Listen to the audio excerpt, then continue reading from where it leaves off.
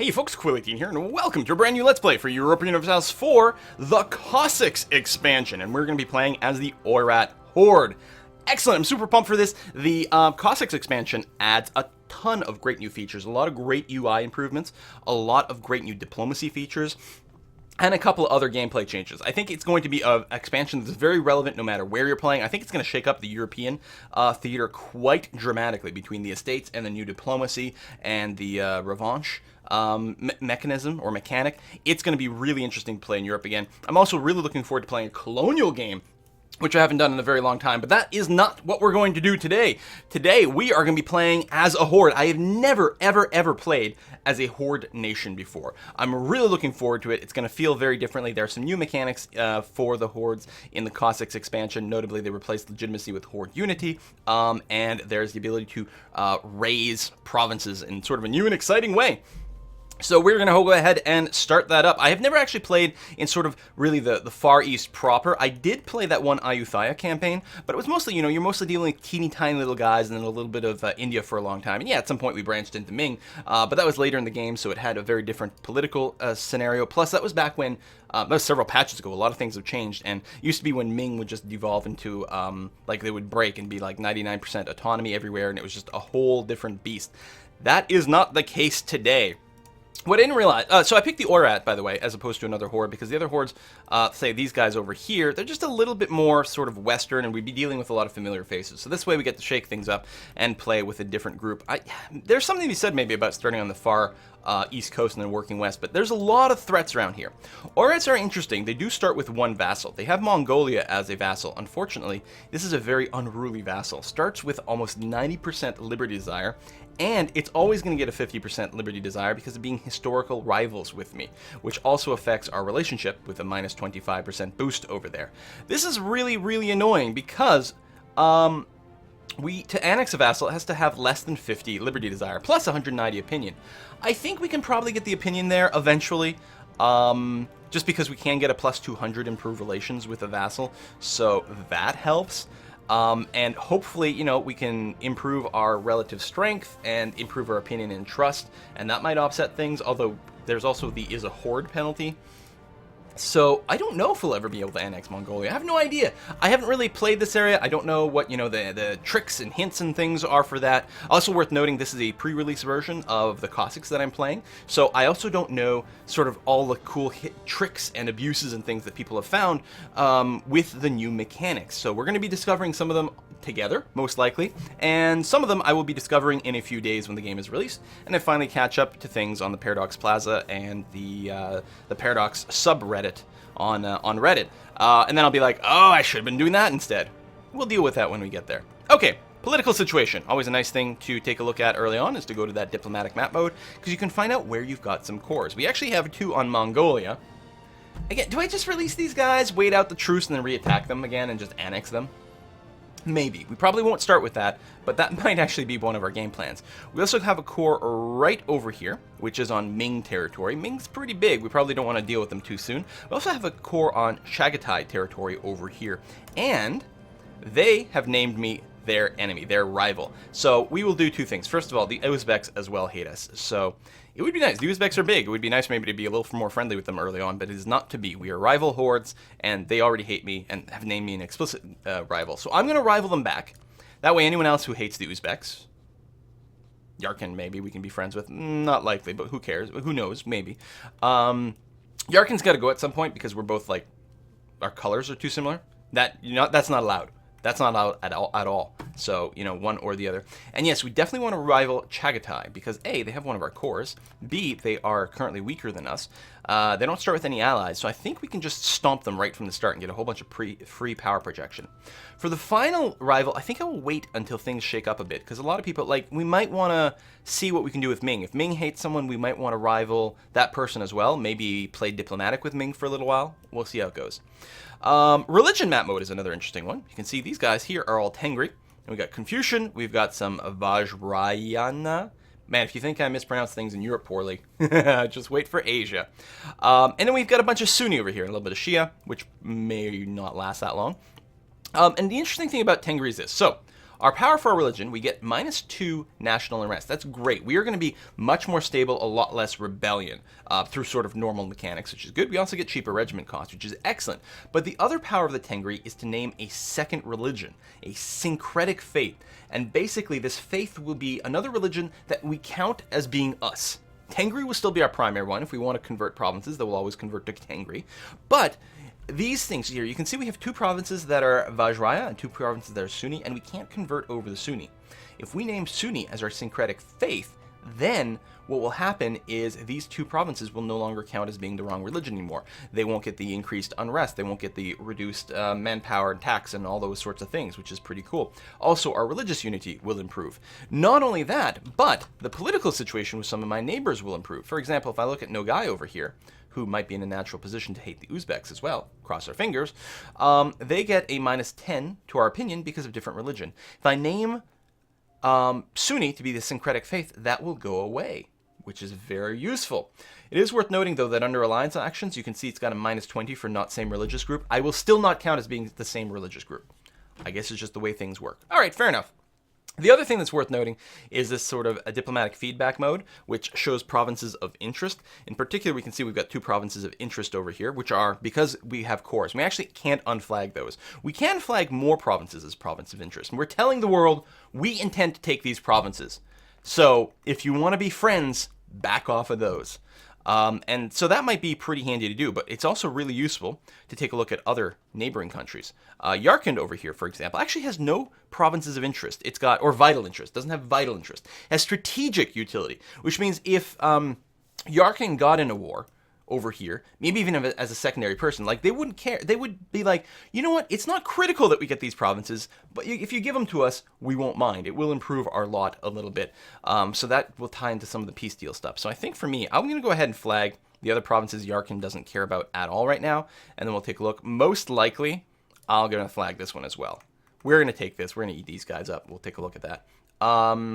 Oh yeah, so I'm going to name it Syncretic Fate. It does cost 50 prestige to set it, but I think it's going to be worth doing that. It's going to give us that more religious unity, which is great. We'll also go in, I don't know, start converting Alxa over here. You can convert to any religion that is present in one of your provinces or adjacent. I could name Confucian as my Syncretic Faith because we border some provinces over there. Pretty sure that's how the mechanic works. Okay, we're not going to take any advisors right now because early on I'm going to spend all my money on military units, so we're going to hold off on that. We can take a mission. Oh. We can take a mission to convert Ejin to Tengri. That just gives you the +1 missionary strength, which isn't necessarily critical for us. We might do it. We've got improved relations with Karadal. That's over here. We're going to be at war with them, so no. Protect our brethren in Urumqi. Urumqi, rather, is right here, which... So we don't need a CB over here. First of all, we have a Reconquest CB because we have a core. Secondly, they are also a nomadic tribe. They're a Khanate, which means we automatically get the Tribal Feud CB, which is actually not too bad. So we don't need another CB. But the nice thing about completing this quest, so if you accept it, you get a claim on Urumqi for free. So in a free CB, which is cool. But by completing it, we'll also get this thing. For 10 years, we'll get more rapid monthly autonomy change in provinces, which really helps if you're doing conquest. So this will work out to 1.2 per year for 10 years. So an extra 12% autonomy reduction from completing this quest. That's pretty strong. I'm going to take that one, which is great. And yeah, we are definitely going to plan on going to war against Chagatai. I'm going to move my troops over to Hobuskar over here. The idea being we are going to try to ninja these guys as quickly as possible. We can assign a leader. This is actually my ruler over here.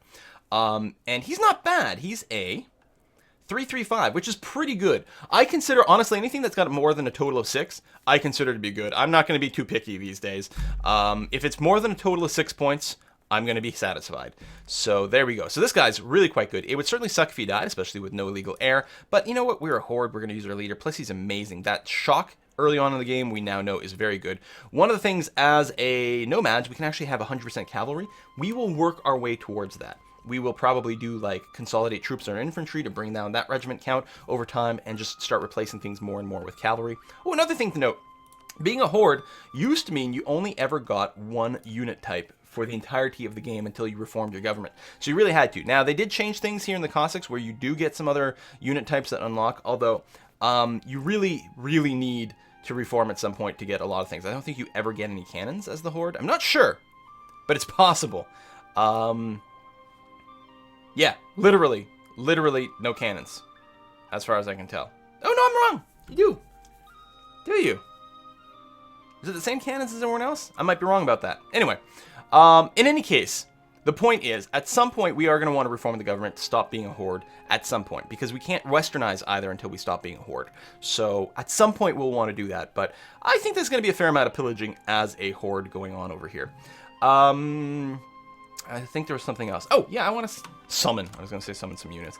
I want to go and build some units. Now, there's a cool new button over here to build that. I'm going to build a couple manually. Swarm Cavalry cost 25 per. We don't get a discount anywhere.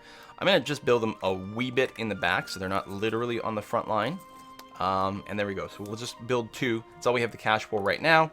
But we'll be able to build some more later. And yeah, that's going to be my goal. Plus, if we actually conquer Chagatai, we should get a lot of money. And then we'll be able to fill out our ranks, which is going to be important because, again, I think the Uzbeks are going to come knocking at some point. So you, with your high maneuver, move over here. Should be able to do that quite quickly. Before we declare war, we're going to want to look at some alliances. So, if we sort, we can see the people who like us okay. Mongols like us okay, but they're our vassals. And then we've got a few people. We've got Ak, which is... Are they not way over here? Find Ak. Right there. Tiny, far, not relevant. We do have friends over here because these are actually people who share a religion block, which is interesting. Now, they might want to war each other, which would certainly be awkward. I think if we can get Korchin, and we can, I think that would be pretty relevant for us. It would be a bit of a buffer against the Ming, although, again, that might be another way for the Ming to declare war on one of us and drag us in, but yeah, we'll deal with it when we deal with it. So I'm going to go ahead and get them. Also, it'll be nice and handy against the Mongols. Note, because the Mongols are disloyal, they are unlikely at all to help us in war. They will defend their territory, but they won't really go and aggressively take anything. I have to wait a day before I send another one. I could get Hank over here. Hongshi, probably. Heishi? I don't know. I could get these guys. I can't get Korea.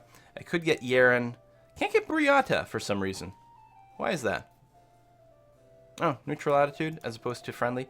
Okay, we do have to wait a day, so let's wait until the 12th. There we go. So I can send another one. Okay, Yarkin hates Chagatai. Chagatai is not going to be around for very long. They've accepted the agreement. I think I'm going to go with these guys, and the reason is they don't border each other. Korchin and Jiangsu, I'm going to be terrible at this, don't border each other, so they're unlikely to declare war against one another, which is good. All right, let's do that. Ally. Do I want to set any manual moodlets? I could say that I feel threatened by the Ming. Or that I want to be friendly to them. I don't know. I think I'm going to hold off for now and not do any of that.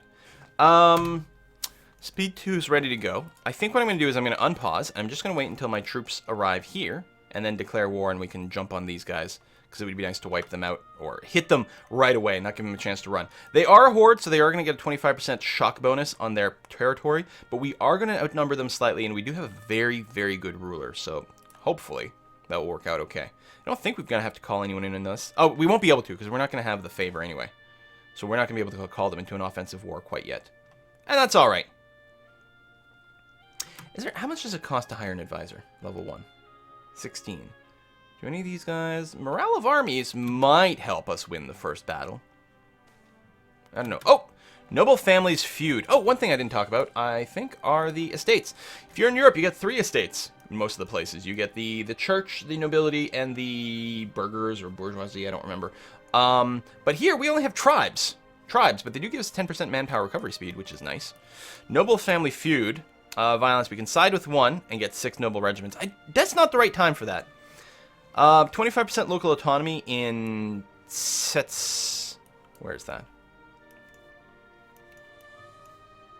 Huh? Oh, right here. Which has a development of 6. So, that wouldn't be great. Or, we could just lose 33 diplomatic power. You know what? I'll just lose the diplomatic power. I don't remember if this goes down at a rate, like, the normal rate for autonomy to drop, or if it's just going to be like 5 years and then it'll go away completely, which wouldn't be too bad, actually. You know what? Let's do that. Let them fight it out. Who cares? 50% autonomy. We already have 25% here because it is, it's been granted an estate. There's a... Oh, no, it doesn't actually have an estate. Do we always have 25% autonomy because we're a horde or something?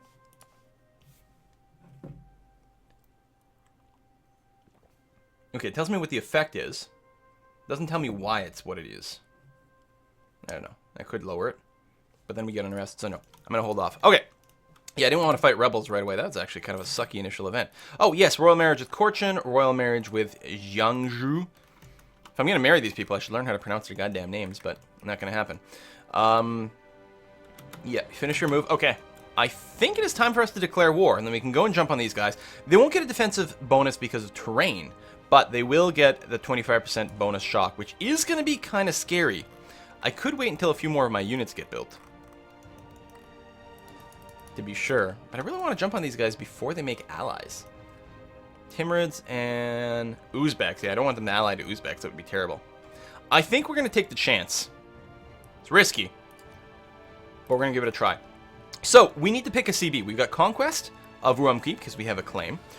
So, if we do that, we get, basically, the only thing that happens is we've got a 25% less aggressive expansion for taking this one province. There's no other effects. We could reconquer Bekbalik over here, which we have a core on. This would give us a 25% discount to our Diplo cost, and a 75% discount on aggressive expansion, but for this province only. Or we can take Tribal Feud, where we can name any province. It doesn't actually matter. Let's say Urumqi. Because this doesn't give you a discount to any specific provinces. It doesn't give you a discount for diplomacy costs, but it does give you 50% less aggressive expansion overall for all provinces and, in fact, everything else. And I think that's what I'm going to take because saving a couple of Diplo points isn't really going to matter over here if we're taking absolutely everything. Instead, by having a 50% cut on all aggressive expansion over here, because, you know, like, Horde's going to be Hordes, right? It'll reduce the chance that we start building up a coalition, which I think is going to be nice. So I'm going to do that, and I will name Urumqi because, I don't know, it's their capital. Maybe I should take something that's quicker to think. But really, we're probably, in the practice, we're going to just fully occupy everything to end the war. Otherwise, we'll have to wait 5 years, so the actual war goal doesn't matter too much. So we have to hope that this ninja works. Hopefully, they don't have full maintenance. They probably do, though. So we're going to do that. We can't call in any of our allies because we don't have the favor points and they're not interested in any territory. So we can't bribe them with that. So that's okay. Cross your fingers, folks. Declare war. Go.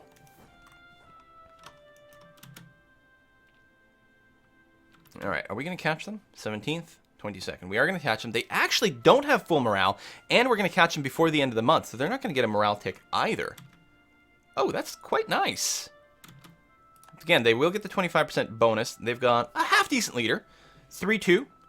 But the shock is more important early on, although we don't have much in the way of cavalry. Well, we have the same amount of cavalry on both sides, and they are going to get a 25% bonus. This is going to be very close.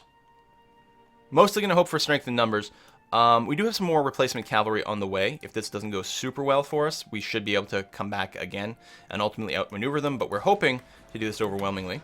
They got a slightly better roll. We got a much better roll. Okay, then they're just disintegrating. Good, because yeah, you can see here, because they are nomads, and we're fighting on plains and home territory, they will always get a 25% shock damage boost. Okay, one, and we stack wipe them. Fan-frickin-tastic. Let's wait the day so that we can use our army. I'm going to just break off the infantry into their own group, and I'm going to consolidate them. My goal is to only have cavalry relatively soon. So this is the only place with a fort. It is a capital fort, so it'll need, I want to say 3,000 people to siege. Yeah, 3,000 people to siege. And then everything else shouldn't have a fort. So really what we're going to do is we're going to split up some singletons. So you are going to go down to there. And you are going to go all the way over here. Actually, they're probably going to spawn some dudes somewhere. But they'll probably be single dudes with no morale. I wonder if I want to send an actual army out.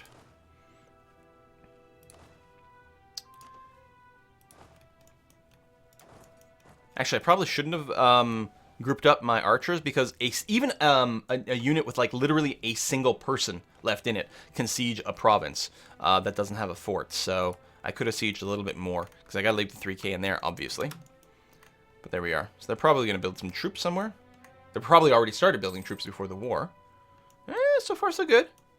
Technically I have enough for an advisor, but I don't think we need to do that. Alright. Pretty good over there. Relatively satisfied with that. We got some free diplomats. Let's start sucking up to the Mongols. I mean, again, at some point we might just split them off and reconquer them. I have no idea if that's like a common thing, but for now we may as well suck up to them. And I'm wondering about just building up some extra trust with our allies, or maybe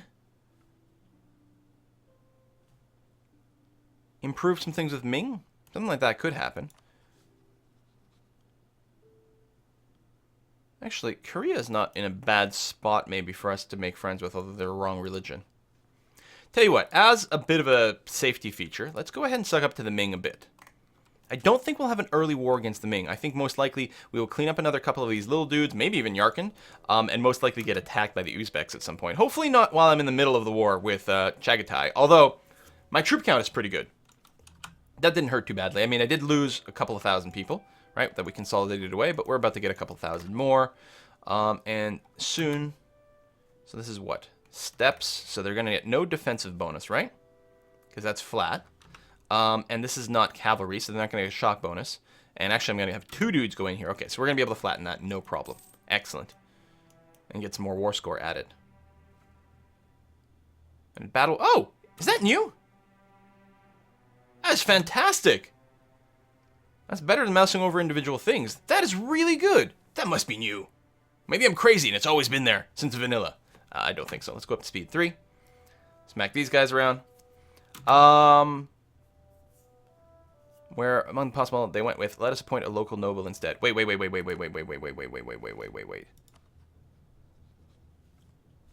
There's no Commonwealth. Why is it that the time I'm not playing in Europe, there's no Polish-Lithuanian Commonwealth? What? Wow. Now, the way the AI does it, it's not the AI sort of being dumb here and making a bad choice. It's literally with events like this where there's decisions, same thing with the Iberian Wedding, is in the event text, they just set a percentage chance. So the Iberian Wedding, for example, 10% of the time, Castile will not royal marry Aragon. Just, you know, because they were in a bad mood that day, and someone had a pimple on their face, and whatever. It's just to shake things up. In the programming, the AI is not hard-coded to make the best decision. It's meant to, probably the same thing over here, 10% of the time not form the Commonwealth. Wow, Europe is going to be a very different beast this time around. I'm really interested to see what the fog of war will look like once it gets lifted, or what the world will look like once the fog of war gets lifted. Same thing with North America. I did not go with the new randomized world. I'm going to save that for maybe a colonial campaign. So, Battle of Almaty. Excellent. Good. Smash. Go. And that's going to pop soon because there's no forts over there, and then we can move you over to Beshbalik, and then we'll have 100% war score. There we go. And then we're just going to annex everything.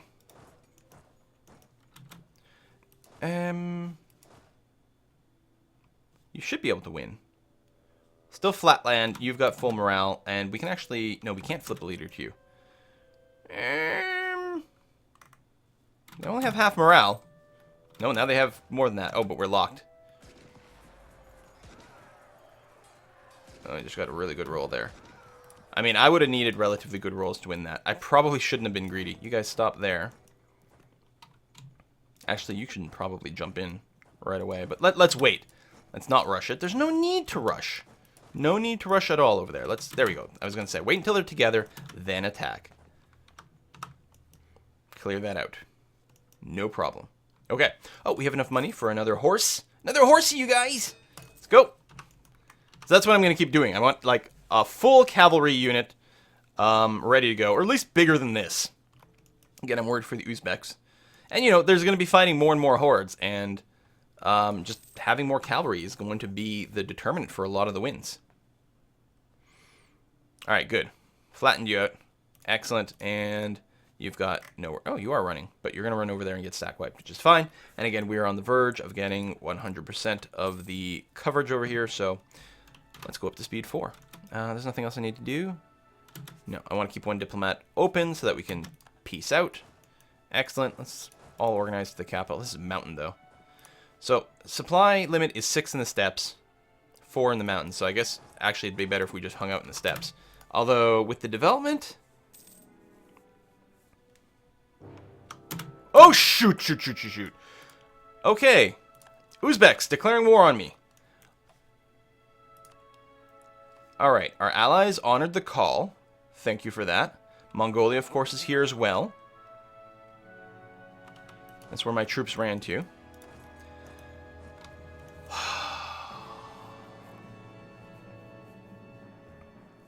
Alright, we need them...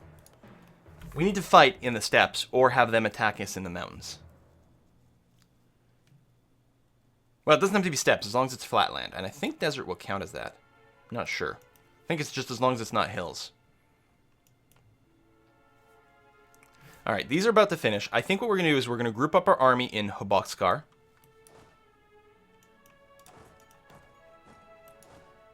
And then we'll figure out where we can encounter them. It sucks that I haven't finished the siege yet. It really, really sucks.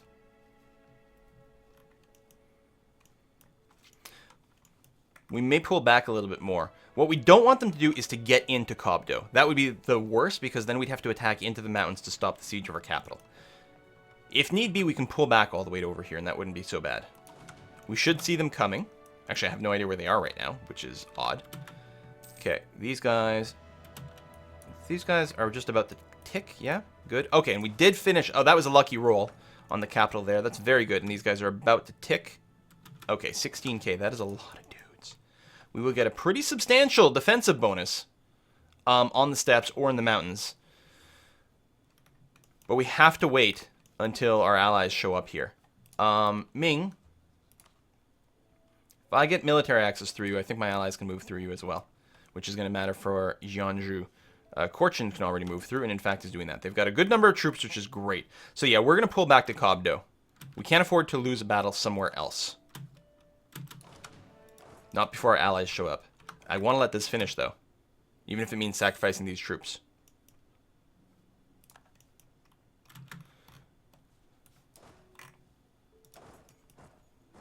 Okay, they're going to start sieging out some of this territory, which is fine. It's not a fort. It's not going to be worth much war score or war exhaustion or anything like that.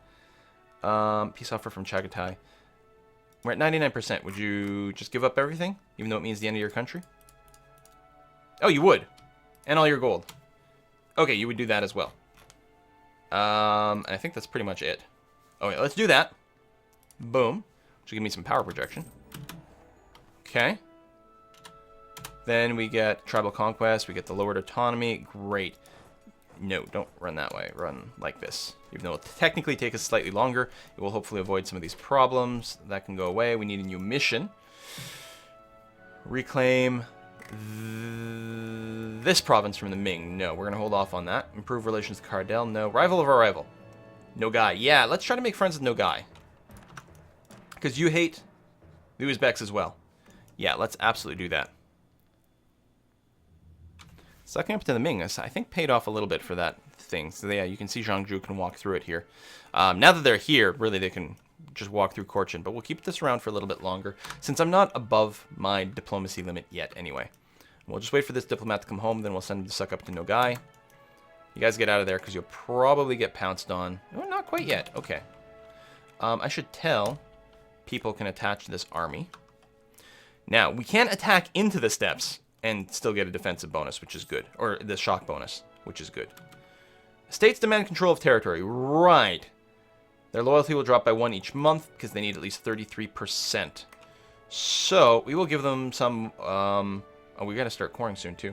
We will give them some... Well, there's actually some decent development going on over here. There we go. This one's only worth 4 development. I don't know if it matters. So, if we give them this, it gives them minimum province autonomy of 50%. But it gives it a plus 100% local manpower modifier. Now, I don't know how that math works out.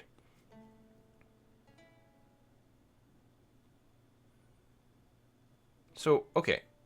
In Kwakilik right now, we get 187. I think that's actually going to increase my manpower. And it does. Okay.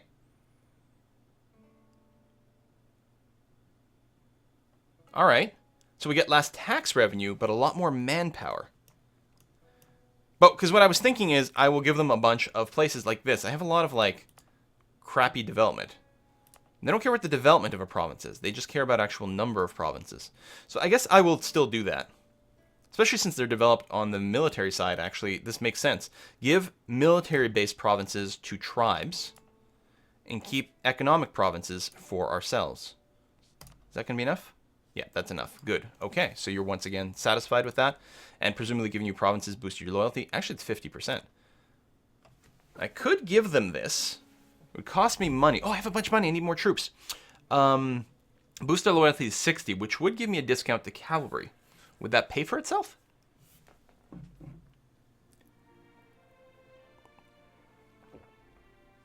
I can't math that much. Well, give me a discount of 2.5 ducats per cavalry unit. That'd pay for itself relatively soon, actually. And you know what? Let's do it. I want to see these loyal tribe stuff. Boom. Excellent. And we have some money left over. So we can see our discount is... It's actually slightly more expensive than it was. Why is that? Can I get a breakdown of why something costs something? Is that a thing? Oh, inflation! Right, because I took some gold. But I'm not getting my 10% discount. Is it only where they are? No, because that would have been on the map. Hold on. Cavalry cost, 10% less. Except it's clearly not costing me 10% less. Did we find our first bug? There should be a 10% discount right over here. I mean, unless it's just maintenance. But that's certainly not what is implied.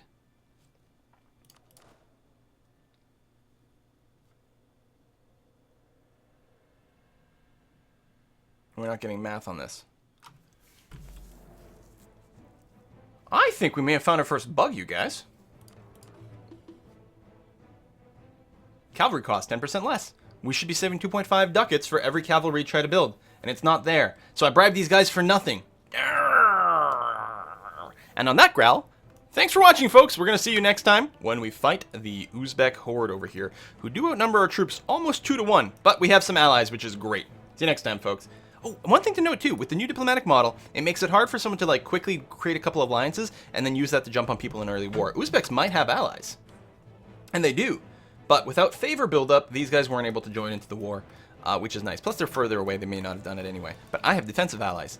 Cool. See you next time, folks. Bye-bye.